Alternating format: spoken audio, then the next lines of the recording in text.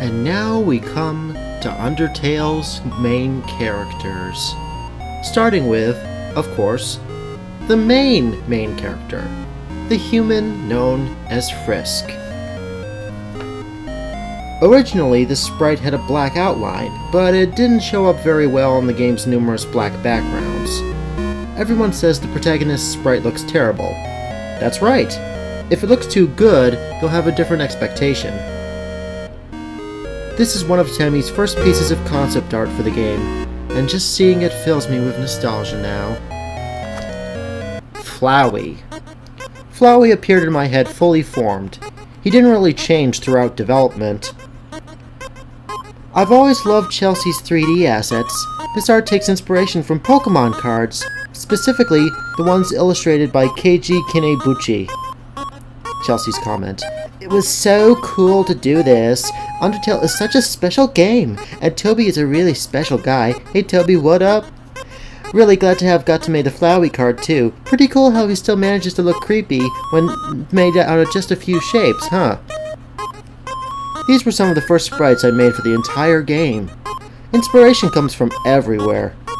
In Flowey's case, he was partially inspired by a character called Face in Cosby Daft's Godzilla creepypasta. Toriel. No, now go do your homework. I posted this on Tumblr a couple months before the demo came out. At the time, an Undertale post really wasn't worth many notes. Temmie designed Toriel's overworld sprites, though as you can see, it took a while before she came up with the current one. When I was still developing the idea behind Undertale's battle system, I was envisioning Toriel as some kind of overprotective humanoid goddess, similar to Miria from Breath of Fire 3. In this original concept, killing Toriel would have been mandatory to proceed. But when I started actually writing the character's dialogue, it felt wrong to have violence be the only choice. That's when I realized what Undertale was really all about. Toriel's theme song, Fallen Down, was actually created a year before Undertale for an Earthbound Soundfront collaboration album, and it was intended as a game over theme similar to the original Zelda's, but it works well as a theme for her too, doesn't it? The top half of this image is another one of the first concept arts I ever did for the game. My first sketch of her had no horns, but she really looks too much like, well... given that Cave Story is one of my favorite games of all time, I'd be hard-pressed to say her appearance wasn't partially inspired by the Mimigas, right? Sorry if I've caused you any trouble, Pixel. Toriel's chair, Toriel, was too small. It didn't look cozy enough. Also, can you believe she actually cried? And she had a weird forehead. I don't even like looking at this. Ever since her Namario series, I've always wanted to see Lei draw Toriel in her signature cute style. Luckily, the art card gave me an excuse. Lei's comment. I got to play through the ruins before the demo was released. I was trying to think of criticisms along the way, but the only thing I came out with was, you should put in the option to stay with Toriel forever. I know now that this was a silly suggestion to make, but I still think about it fondly. She had become that important to me in such a short amount of time. So much that I would have just said no thanks to the more game just because to me it felt right to stay. I'll never forget her, and I'm glad she's the character I had the opportunity to draw. Back then, just seeing someone else's art of my character was mind-blowing to me. I said it before, but seeing Temmie's early art still makes me smile at those memories. Here's an example of the extremely early humanoid Toriel. And a Tori sketch by Laura M.W. and Adil Moyudin. My. One buff babe. My initial sketches for the Toriel plush. I definitely felt like a cuter approach was the way to go here. It's really bizarre to see something you helped design turn into a physical product. We created this hi-fi 3D Toriel for an extremely realistic, emotional scene. I even hired a professional artist to create a new character design that would properly convey the depth of the scene. Afterwards, Chelsea rendered the sketch flawlessly into 3D. Sadly, the scene had to be cut because it was so good it made the rest of the game look terrible. So I took the opposite approach and replaced it with onion sand. And that's why everybody likes Undertale. Chelsea's comment. This is the best thing I ever made, and while I respect Toby's decision, I'll be filled with regret for the rest of my life. Here comes Napstablook. Napstablook. Attack 10, Defense 12. It doesn't seem to have a sense of humor. Oh, I'm real funny. Napstablook was never in my original plans to be in the game. He was just a placeholder character I made up for my mock-ups. But my friends really seemed to like him though, so I ended up making him real. By the way, I composed Napstablook's battle theme for fun way before Undertale ever existed, but deciding to use it in this context was indeed inspired by Pepper Steak from Off. And now we get to Papyrus. The first Papyrus that I drew back when I was designing Toriel 2, well, my original idea for him was way different. He was gonna wear a fedora and be kinda creepy, with no obvious redeeming qualities. Nudge, nudge, wink, wink. You would date him once and he'd call you constantly, then getting deeper into a relationship with him, and you would finally realize, actually he still has no redeeming qualities. His favorite show was gonna be called My Little Boney. Oh god, that's awful. Okay, I'm so glad I decided to change him completely. It wouldn't have been right to have such a mean-spirited character. The earlier version was somewhat inspired by Dedan from Off, but again, he changed a whole lot. And additionally, Papyrus's theme song and battle theme were from an earlier RPG idea I was working on for a couple weeks before I gave up. It was originally the main battle theme of the game. Originally, he had no eyebrows. This was quickly remedied. Temmie's sketch for Papyrus's battle body armor. At first it looked like something Captain Falcon would wear. It ended up being something more like the mini-boss from Sting Chameleon's stage, though. I originally tried to draw Papyrus's battle sprite myself. God. Bad idea. In the end, I gave up and just sketched a new pose for Temmie to draw a new sprite from scratch. LOL. Honestly, the pinnacle of human achievement.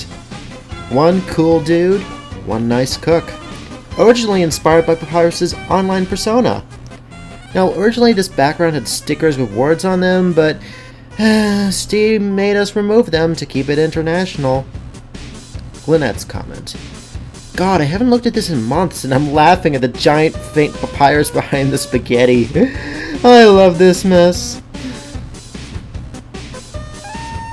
I originally asked Guzuru to draw some new papyrus poses for his date because she's really good at drawing. This kind of looked too good, so I just drew a ton of terrible looking ones myself. Look how excited he is. He wants his friend to have a good time.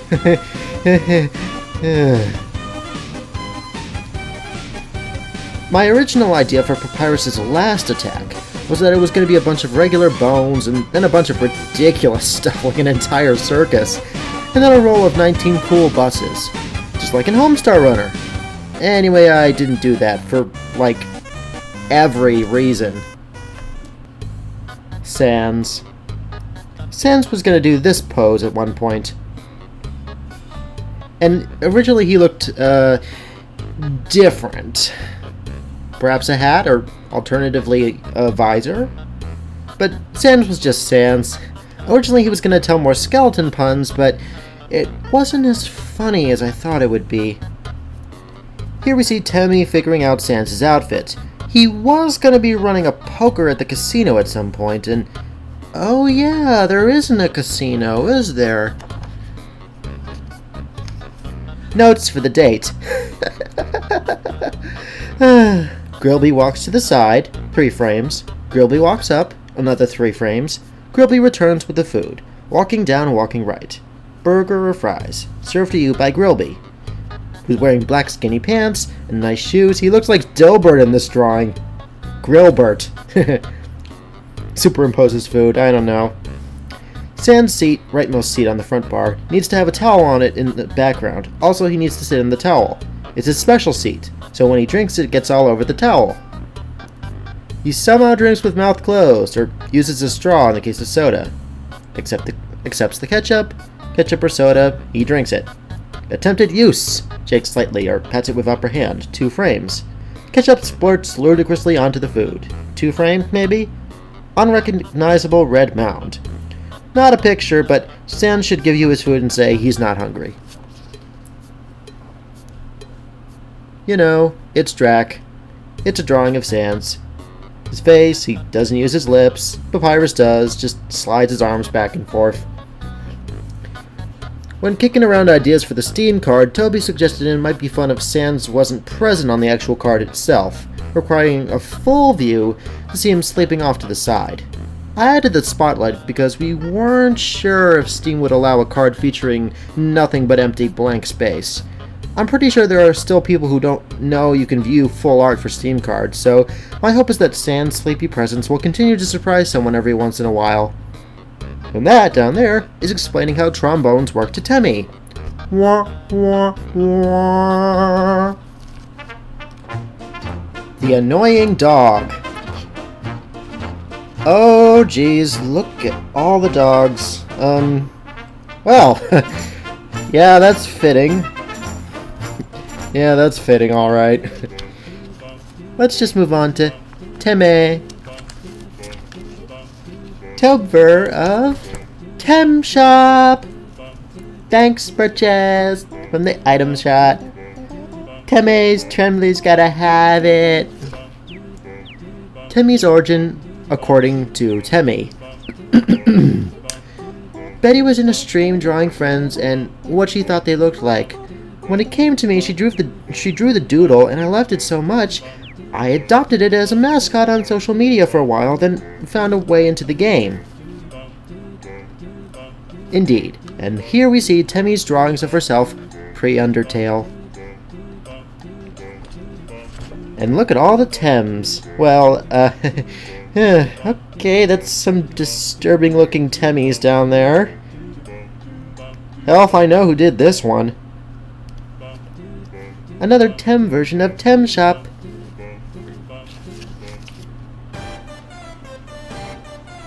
Undyne. Temmie's first sprite looked a bit too much like a normal knight to me, so I messed around with the helmet a bit. This was what I decided on for Undyne's helmet and appearance. Temmie sprited it from all directions. Then I figured we needed to make her waist armor longer because it looked too much like a weird, well, miniskirt. Then I decided to make the graphics have stark lighting to make her scarier. It was a real process. Potentially more aggressive pose if possible, like leaning forward as if she's hunting something. Walk notes. Rolling shoulders, arms up and down, looks way more confident. This is a copy-pasted example, but it would look great if done for real. Actually, if the right shoulder looks really good, we could use it as an example. Undyne is one character that took a long time to reach her final state. Not just appearance-wise, I couldn't decide on anything about her. All I knew was that I wanted her to be the first boss that would really try to kill you. I struggled with writing her. I tried giving her all kinds of accents to make her more interesting. It didn't really work. She had an interest in fashion and singing for a really long period of development, too. It took me a long time until I reached the point where I was programming her monologue that I finally started to understand her. Now, she's one of the most natural characters for me to write. Although even figuring out her body was difficult. It took a long time to figure out how she looked. Believe you me. I tried to design a cute outfit for her myself, but Gigi said she looked like she was going for a jog. Oh, I felt owned. So my friend Jones told me to put a jacket on her. So I did. Designing Undyne the Undying was kinda difficult. Her hair was supposed to be more vertical. The only reason it isn't is because it wouldn't fit on screen. Also, very briefly played around with making her lower half more mermaid-like. I love this one. Besides being a trading card, I used it to reveal Undyne's existence a few days before the game's final release. Hey, isn't it weird to imagine a world where people didn't even know Undyne existed? When I was asked to draw Undyne in her cool badass armor, I was super excited about it. It was the trading card for me. Alphys. Temmie drew the one on the left based on the sprites, but I thought she looked too smooth and round. I told Temmie she looked like a triangle. That's why there's a triangle. Actually, that's kind of too bad, because I think the first one on the left is, like, so cute. Oh well. Here are the first drawings of Alphys. Originally, I envisioned her as a guy, but I grew to dislike that. So to fix it, I just totally redesigned... Actually, I just added eyelashes. Temmie drew Alphys' overworld sprites in MS Paint when she was visiting me one time. I changed her eyes slightly to make her cuter. That's basically all I do. Alphys actually has the most faces out of every sprite in the entire game. Are you surprised? Do you know which ones of these are unused? Don't you think if I gave her a bead necklace, she'd look exactly like Lisa Simpson?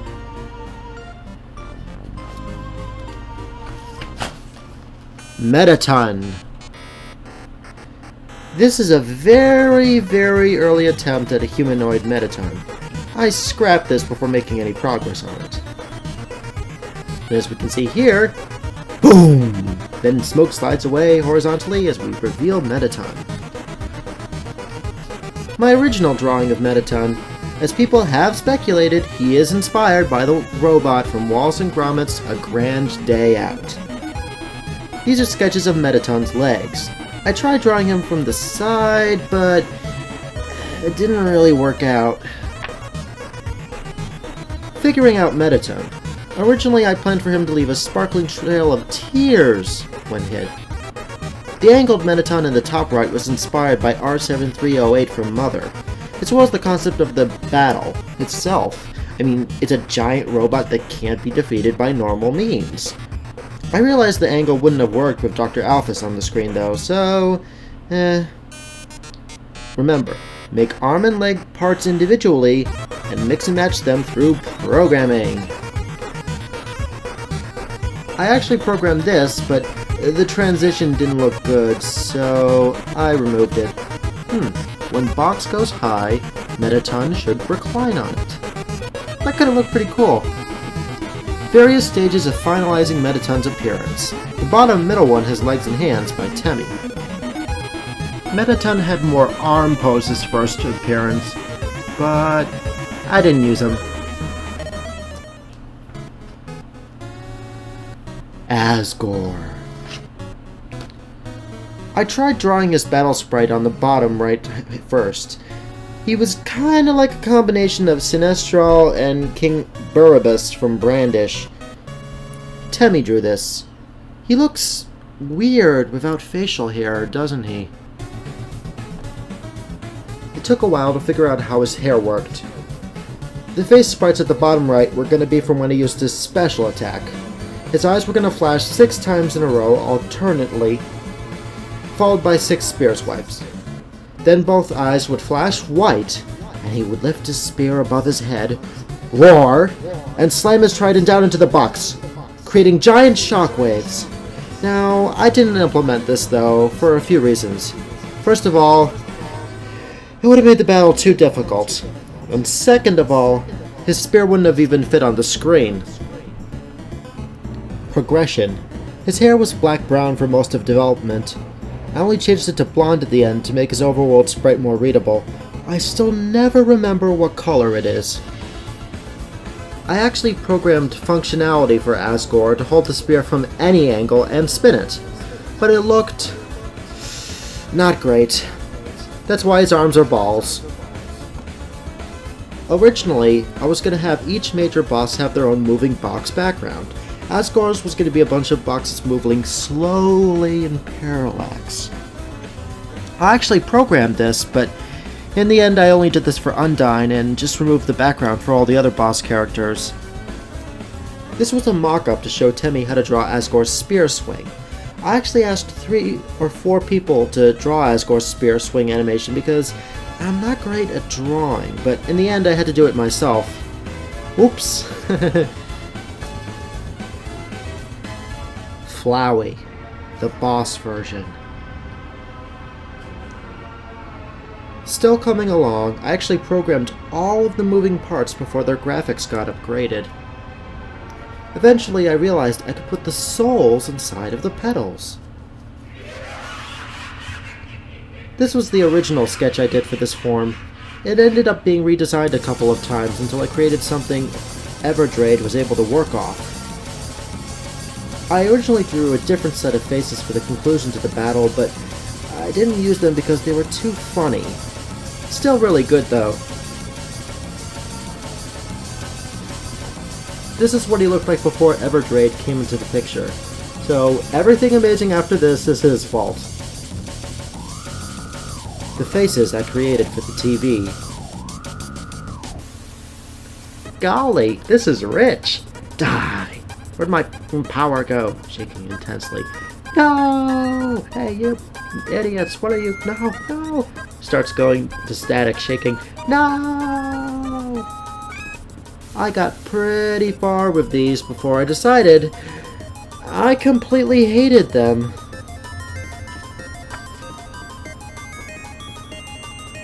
Mid-development shot after implementing some of Everdrade's early concepts. Are you surprised? It's me, Everdrade. You can tell because my text uses a special different font. That's the Everdrade difference. Unless it's a pain for whomever's putting this thing together, in which case they can use the same font. It's how things shake out. We'll just call it the Everdrade sameness. Different, sameness, familiar, alien. These concepts are very important to me in the silly surprises I create. I put together the photoshopped image assets and baked the animations for the Flowey fight. I remember being so blown away by Toby's Undertale demo that I immediately shot out an email asking if there was any way I could help with the game. So imagine my surprise when Toby replied he was actually thinking of me specifically for an important encounter, so here I am. That's Everdrade. I do a lot of Photoshop, video compositing, and animation projects that tend to be pretty absurd, utilizing a lot of very strange source materials. For the Flowey fight, I was tasked with making the visuals unsettling. I think my natural take on unsettling couldn't possibly be in such a kind, family-friendly game as Undertale, but I tried my best. I was really impressed by Toby's diplomatic responses to some of the weirder things I suggested. Toby's friendly back and forth over designs and seeing the fight slowly evolve into the absurd encounter it ultimately became made the experience tremendously fun for me. I intended for the messed up teeth to be sort of reactive damage state for the last section of the fight. I really liked obvious visual signifiers of progression for changing game states, so seeing that your attacks could now hurt Flowey and knock a few teeth out of his perfect smile felt like it could have been a that's satisfying thing to me. Then resetting back to perfection on Flowey's state load would have been a nice additional kick to the player's teeth too. You can see the giant vines also went through some iterations. Originally, I wanted to animate really crazy undulating vines, but I think attempts to go in that direction not only made them a little too visually distracting, but also were a huge pain for Toby's layering of assets behind them. Ah, the bones and chains. Nothing says big bad boss like them. I thought they were a nice mixed animal, vegetable, mineral vibe, and originally intended for them to be, surprise, weirdly animated, with each element struggling against the others. On a side note, people seem to miss the straight-up worms I tossed in with the tubes. I love those worms. Please don't forget about them. Everdrade made a background of more moving vines, but it made things look a bit too busy, which made the bullets more difficult to dodge, so I never implemented them. It's too bad they weren't conducted for gameplay because, dang it, Toby, those vines owned. Them and the crazy, undulating GSV concepts felt like a nice way to really push the unrestrained weed growth vibe. One of my favorite vibes. At one point during development, I wanted to make some reactive visuals for the fight to be displayed on the telly, generally playing in response to the players being hit by specific attacks or other events unfolding. These are two examples I came up with of the few I did, and I think most of the concepts I came up with involved questionable source material in both content and rights usage, so they were ultimately scrapped. If I don't say what this is, would people speculate about it? Would these inexplicable pixels spark untold discussion? Is just putting this here, unlabeled, sowing the seeds of near limitless possibilities? It's a house falling down. Here's the death groans of Undertale theories yet to be cruelly crushed underfoot. Yeah, you're awesome! Scrapes off bottom of shoe on the coffee table. You're pure evil, Everdred. The assets I created ended up being displayed fairly small in game, teeny weeny being the technical term, but most of the working files are quite large. Again, honkin' humongous if you want to get technical. I usually try to edit photos at their original resolution and resize at the end, depending on the deployment, and Flowey was no exception. Unfortunately, a good number of Flowey's assets were based on the exact dimensions of placeholder sprites, so I don't have a giganto high-res version of the full enchilada. At some point, I'd like to put one together though. Anyway, here's a few random high-res images that I found on some PSDs. Enjoy! And, not to be redundant, but dang it, Toby, these really did look so cool. At first I imagined this dude was just gonna pop up from the bottom and cause trouble, and apparently have arms. I guess to swat gross little non-flies away, but at about the time I realized the big cactus arms, despite looking cool, didn't really do anything menacing or surprising, so they became its home instead.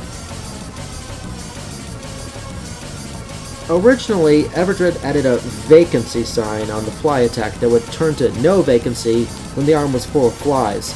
It was hilarious, but in the end I felt it was just a little too lighthearted. I guess to me the no vacancy gag was less lighthearted and more weirdly mean-spirited childlike whimsy. Sort of a Roach Motel concept that at first seems playful, but is actually kind of sinister and gross when you think about it.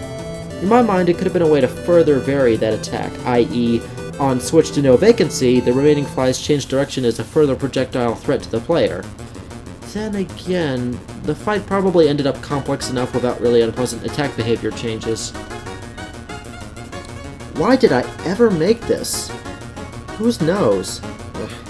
Despite being printed, this is still an animated GIF, so please imagine some real weirder sniffing action. Weirder! Thank you. Reach out and touch someone. Only with consent. Reach out and shoot someone. Don't, even with consent. Early on, I thought these cactus arms would possibly be weird, ultra-beefy human arms, but that didn't work out. Still, just imagine. Could have been so beefy. Like just about everything else, I originally wanted these arms to be very elaborate and a huge pain for Toby to implement. Sorry, Toby. There was an intro animation where they bent into position with the non-claw pedals pulling in, then swinging around, etc., etc. We talked about a pedal storm attack to give them something to do, but the fly trap really nicely fit that projectile roll, and it was much more pleasantly unexpected. Again, you can't see it, but this is a GIF, and it's flapping its wings and jittering its legs really fast. That's the power of 0 millisecond frame delay. Toby's placeholder sprite, an unused bomb. The actual bomb. These are very light edits of two infamous, terrible bombs. Hopefully using them as a base isn't taken as a sign of disrespect. One of the core concepts I return to repeatedly for my personal projects is taking horrible, unpleasant footage or subjects and trying to put a happy face on them. The intention isn't to mock, but to call to mind the original content and extenuate its inherently nasty nature against the backdrop of childlike whimsy. essentially parsing the awful, unimaginable through the eyes of a child, an attempt to come to grips with it. Having to do that a lot as a kid has stuck with me. Asriel. First idea for him as a kid. Not really cute enough, and he has horns somehow. When I first came up with the idea for Asriel, I envisioned you fighting him as a child, but I didn't stay on this idea for very long, though. I considered giving him boy band hair for 5 seconds. I've seen fan art of him with this kind of hair, so I'm glad in the end I was able to communicate he was this kind of character anyway. Asriel's boss form was actually inspired by a program I made to test visual effects that I put an image of Toriel with evil eyes into. I don't know why I gave her evil eyes, but it looks so cool. I actually felt I had to do it in the real game. Example of an image from the program.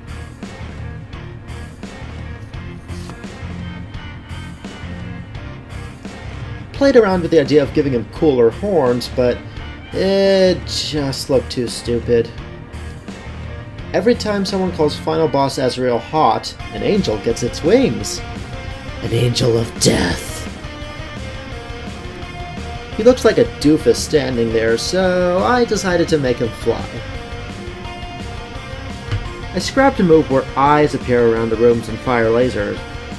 I also scrapped a move where Asriel fires cross thunder from both hands.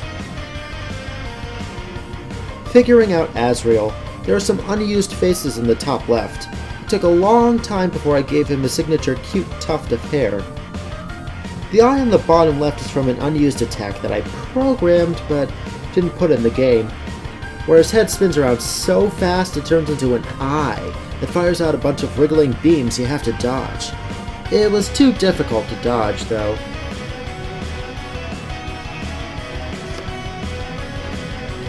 Early version of Asriel's final form. I drew this before I had even realized his final form. I mean, his normal form. It's a chest sort of flowy, ha ha ha ha ha. Figuring out what Hypergoner looked like. Look how happy it looks at the bottom. Thank God. All in all, I'm pretty proud of how the Asriel battle turned out because I did all the graphics, ideas, etc. for it myself. Minus the sepia-toned intro-style images. Those were Temmie.